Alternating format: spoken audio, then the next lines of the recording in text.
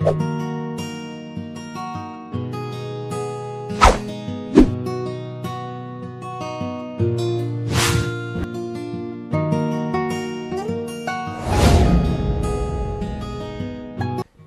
voilà, Kadi Piana sur ce plateau des Arc-en-Ciel Télévision.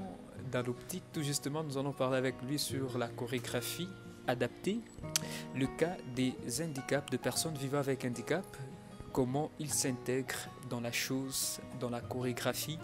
C'est la famille, vous êtes sur Arc-en-Ciel Télévision, dans l'émission culturelle Faites pour vous, faites pour nous. Justement, avec lui, il sera bien évidemment question de l'encadrement de personnes vivant avec handicap dans la chorégraphie. Kadi, bonjour et merci d'accepter notre invitation. Bonjour Monsieur Jean-Luc Tchani, et moi aussi je suis toujours content quand je suis avec toi sur le plateau dans ton émission. Très souriant puisqu'il s'agit de la chorégraphie de personnes vivant avec handicap. Effectivement, effectivement. Ça te rappelle quoi? Comment tu définis en fait cette chorégraphie adaptée aux personnes vivant avec handicap? Pour toi, quelle est la définition que tu réserves en rapport avec ça?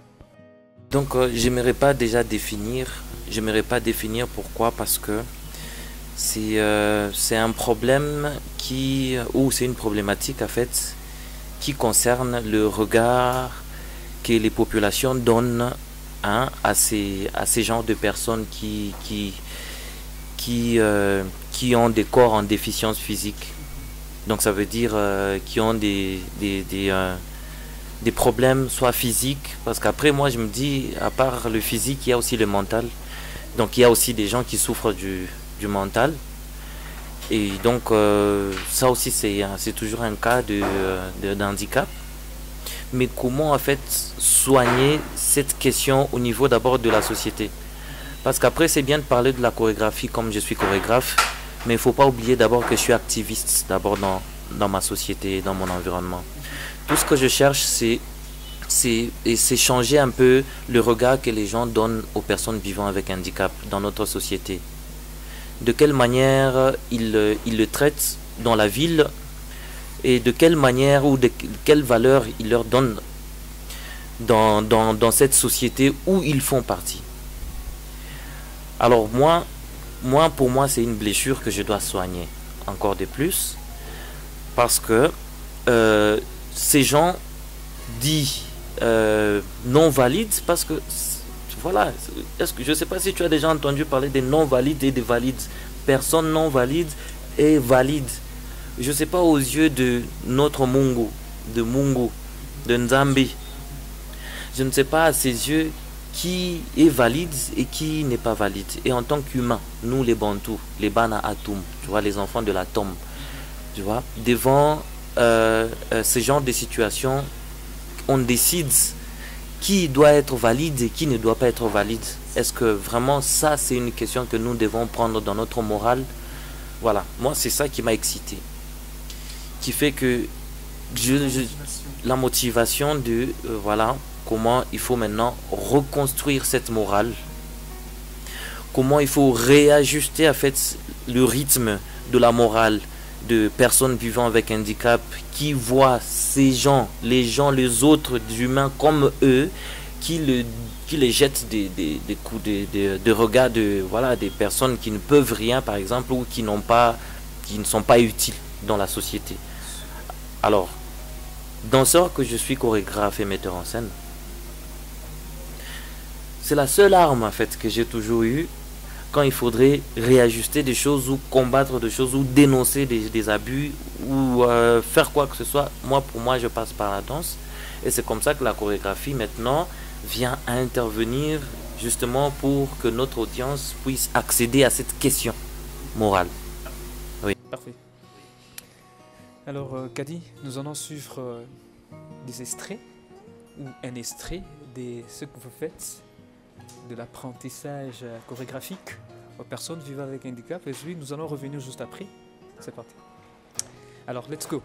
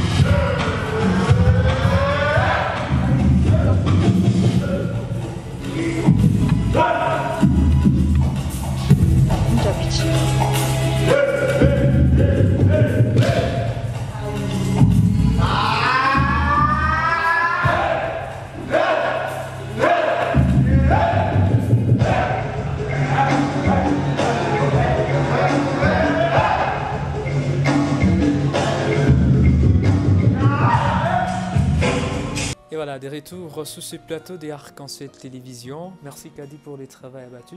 Merci Jean-Luc. Je vois de l'expertise dans ça. Félicitations. Et depuis quand vous travaillez dans ces domaines? Depuis quand? Ça fait combien de temps vous êtes dans ça? Dans la chorégraphie? C'est ma... Oui, ça c'est ma 27e année. 26? Oui, dans la chorégraphie. Dans la chorégraphie, c'est ma 27e année. Mais avec les personnes vivant avec handicap, ça va faire pratiquement 9 ans, puisque c'est depuis 2018. En 2018, on a essayé pour la première fois, parce qu'après, moi je me disais au départ, d'abord il faut que j'essaye, il faut que je vois ce que ça va donner. Parce que c'est quand même un challenge de pouvoir penser une chorégraphie avec des personnes vivant avec handicap physique, s'il te plaît, parce qu'après tu te retrouves avec des corps incomplets. Et donc il va falloir que tu adaptes la danse par rapport à ce corps. Ouais. Il faudrait adapter la danse, il faudrait adapter la question chorégraphique à ça. Et donc du coup, moi, au lieu de me faire souffrir, de me dire, bon ok, celui-là, lui par exemple, il manque une jambe, et moi, je manque peut-être la tête, et lui, il manque, c'est pas le bras, et que voilà, il ne peut pas faire ce mouvement-là avec son bras droite. Moi, pour moi, d'abord, ce que je construis, c'est la morale, c'est la question voilà, du fond. Donc, il faudrait que tu te trouves complet d'abord au niveau de ton dedans, hein, pour ne pas aller plus loin. Parce que quand on dit, oui, du mental, parce que le mental, il est lié au spirituel. Donc, ton esprit, c'est lui qui guide le corps. Ce n'est pas le corps qui s'adapte ce n'est pas le corps qui guide l'esprit. Donc le corps, il est là juste pour s'adapter à ce que ton esprit dit. Et donc du coup, si tu n'as pas ton bras droit par exemple, et qu'il faut que nous fassions un geste avec le bras droit, et donc toi tu dois faire ce mouvement-là, tu vois, il faut que tu le fasses. Que tu aies la main ou que tu ne l'aies pas, il faut que tu le fasses. Soit il faut que tu comptes les temps et imaginer ta main partir au même moment que les autres, et puis te trouver dans une autre danse ou dans un autre mouvement, et on passe. Pour moi, d'abord, c'est construire d'abord au niveau mental que je suis complet, et après dehors, physiquement, j'ai des déficiences, et comment j'adapte ma déformation à la danse ou à la société. Qu'est-ce que j'apporte à la société avec cette transformation? Parce qu'après, il y en a qui sont nés déjà comme ça, et il y en a qui ont fait juste des accidents. Et donc on doit se dire que nous tous, nous sommes dans une vie où on tourne dans la 5G, et même les véhicules roulent dans la 5G, et donc il y a beaucoup d'accidents. Tu peux aussi te retrouver dans ce genre de situations. Mais comment en fait tu réadaptes ton corps pour servir en fait ta société, mais à une condition, que ta société aussi puisse avoir un regard en fait qui te donne beaucoup d'espoir et beaucoup de force pour lui apporter quelque chose.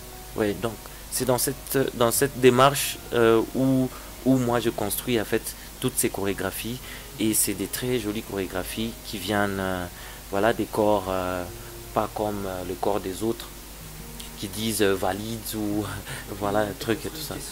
Une question des curiosités qui me viennent en esprit. Il y a plusieurs types ou plusieurs catégories des handicaps. Alors, quel genre de catégorie, quel genre de type vous travaillez avec? Oui, c'est quand même une bonne question, parce qu'après, après, moi, je suis dans un projet appelé Chrysalide. Projet appelé Chrysalide. Chrysalide, c'est la métamorphose de la chenille au papillon ou en papillon. Tu vois le processus là de transformation d'une chenille au papillon. Ça s'appelle chrysalide. Vous voyez? Et donc, pour moi, cette question concerne la transformation déjà mentale et même physique des gens qui se disent pas aptes pour la société congolaise ou pour la société du Katanga ou du ou du Grand Katanga. Mais de montrer que nous pouvons sortir dans ça, parce que ça nous trimballe par terre comme des chenilles, et donc on va s'élever pour servir notre société avec ce qu'on va vous montrer, ce qu'on va prouver de la capacité de nos corps, la capacité de nos mentales et tout ça, la capacité de nos peaux, parce qu'il y a les albinos où les gens disent que voilà, on les place aussi dans ces rangs, que moi en tout cas je n'accepte pas. Il y a aussi les sourds-muets, vous voyez. Et moi, tous ces gens-là, c'est des gens qui sont dans ma société que moi, je dois porter un regard positif et qui m'excite directement à travailler avec eux, vous voyez. Parce qu'après, moi aussi, j'apprends beaucoup. C'est ce qui est vrai. C'est ce que les gens ne vont pas voir peut-être. Parce que moi aussi, j'apprends beaucoup. Le fait de travailler avec quelqu'un qui est en manque de quelque chose que moi j'ai, par exemple. Donc, ça veut dire il m'enseigne à encore plus me développer de ce que je n'ai pas. Vous voyez, je ne sais pas si vous voyez un peu le dogme en fait. Donc lui il m'enseigne, c'est lui qui me donne plus de leçons. Et moi ce que je lui donne, c'est tout ce que je sais, c'est la danse et c'est la morale aussi. Vous voyez un peu. Et donc voilà, c'est ça, ce projet il est pluriannuel. Et donc peut-être que Jean-Luc, tu seras un des partenaires. On ne sait pas. On ne sait pas. D'ailleurs, oui, justement pour encourager en fait cette démarche-là. Peut-être avant de rentrer maintenant dans notre pratique. Vous lancer des campagnes pour recevoir ces personnes vivant avec handicap, ou soit ils viennent d'eux-mêmes, ou elles viennent d'eux-mêmes, puisqu'on parle de ces personnes. Allez-y. Et donc, au départ, d'abord, c'était sensibiliser. Au départ, c'était aller vers. Parce qu'il fallait faire comprendre cette question aux autres. Et donc, du coup, c'est vrai que ça n'a pas été facile. Donc, il fallait pour moi passer dans des équipes de sport, et trouver des gens sur la rue, sur la route, qui demandent, mais que je vais proposer de venir danser. Mais après, dès qu'on a commencé, voilà, ça circule entre eux, vous savez, c'est des gens en fait qui, quand ils trouvent juste une personne dit valide, comme on le dit dans notre société, mot qui m'énerve, je suis obligé de le dire juste pour que les gens comprennent. Dès qu'ils trouvent quelqu'un comme ça qui leur donne plus de temps, d'amour, de valeurs, et c'est fini, ils vont faire circuler le message qu'il y a quelqu'un qui veut de leur développement. Et c'est comme ça que c'est parti. Et aujourd'hui, j'ai beaucoup, oui, j'ai beaucoup de demandes, voilà, on veut venir, je veux venir, comment je dois faire et tout ça. Et nous, c'est vrai, ce qui nous pose par moment problème, c'est aussi par moment l'espace, parce qu'on n'a qu'une fois la semaine. C'est vrai c'est bien que si ça c'était trois fois la semaine ou 2 fois la semaine. Mais voilà, jusque là déjà on a une grande, on a un nombre qui en a déjà commencé avec. Il y a des petits problèmes administratifs, financiers qui par moment posent problème, mais qui ne nous freinent pas de travailler, voilà. Et donc on continue à travailler et voilà, c'est un peu ça.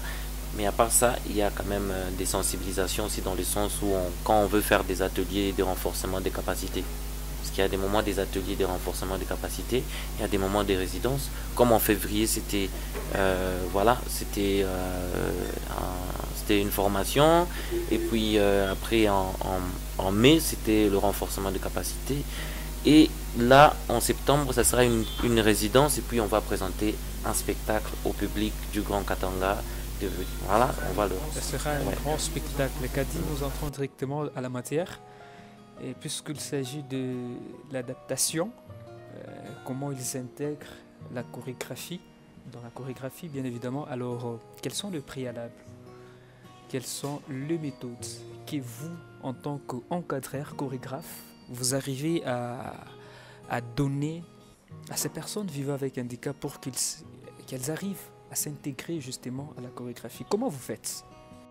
Tant dans la morale, tant dans la manière d'interréagir, tant dans la manière de donner les mouvements, fait que nous insistons sur d'abord la question de nous tous nous vivons avec handicap. Donc moi, les moments que je travaille avec eux, on s'est dit nous tous nous vivons avec handicap.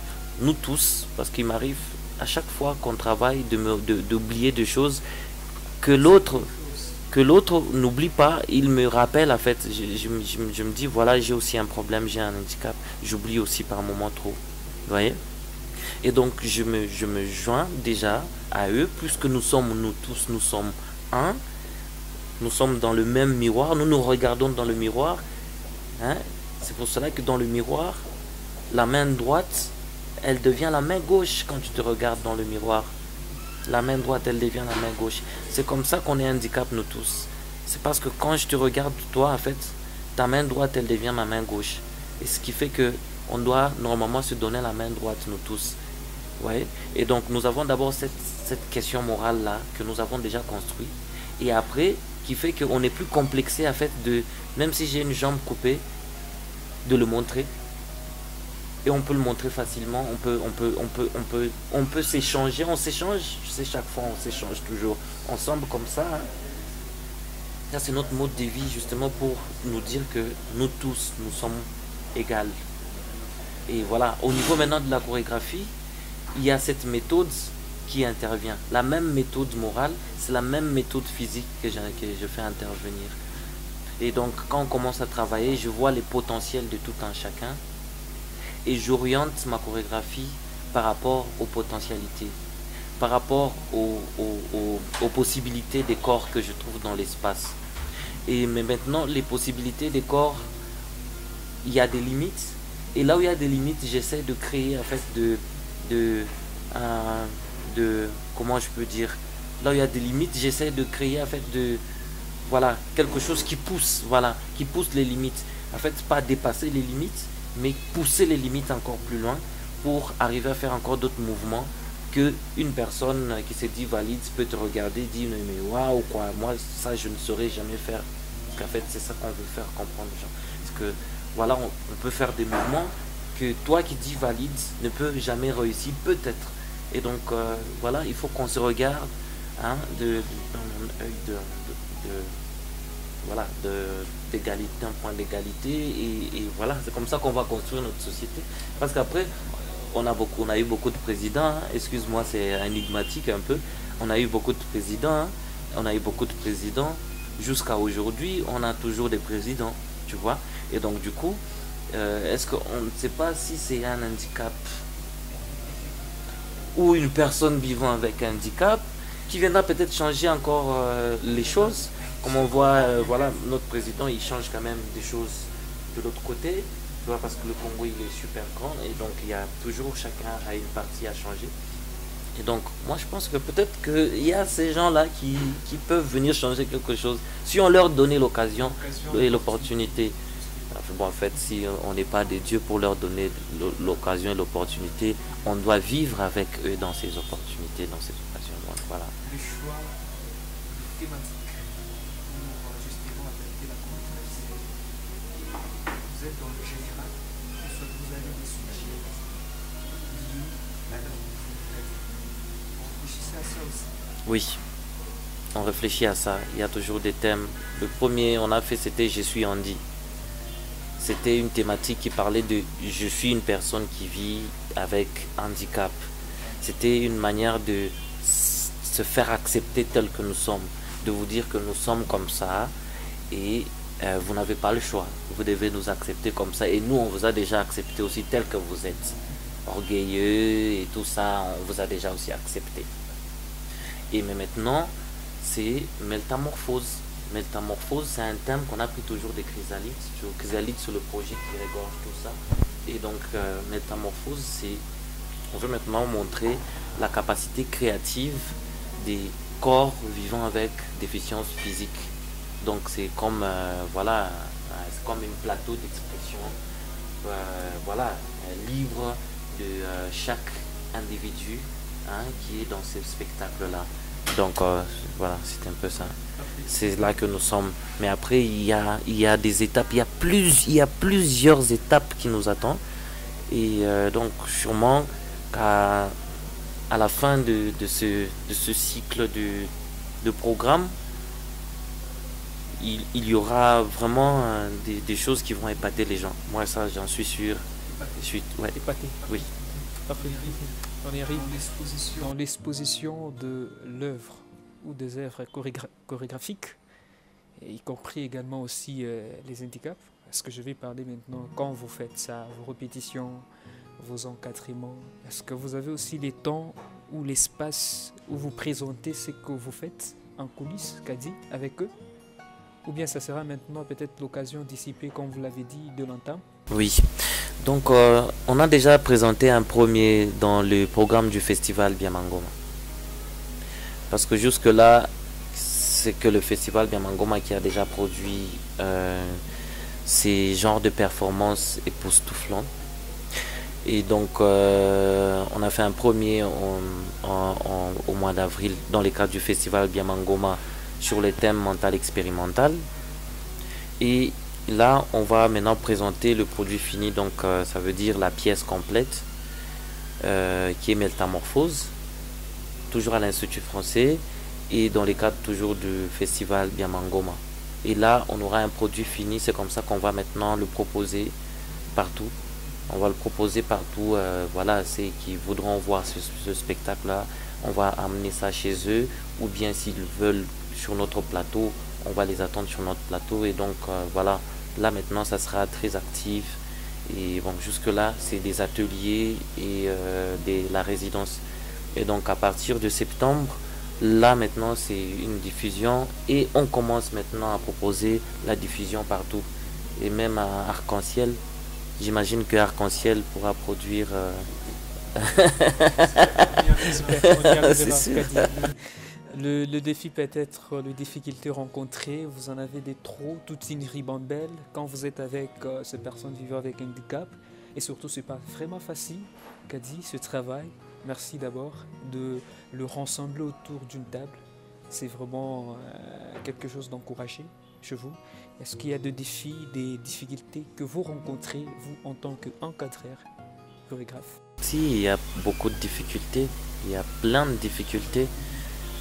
Mais seulement, toutes ces difficultés-là, pour moi, c'est comme cette petite doigt-là. Vous voyez? Donc, ça n'empêche pas la main à fonctionner. Oui. Hein? C'est comme, je connais la chanson de Carlito, je sais pas, c'est Carlito, bien. Bambanda banyatingana mosapia suka mamae. Banyatingana mosapia suka mosapia makambo na salelo côté o bampanyo.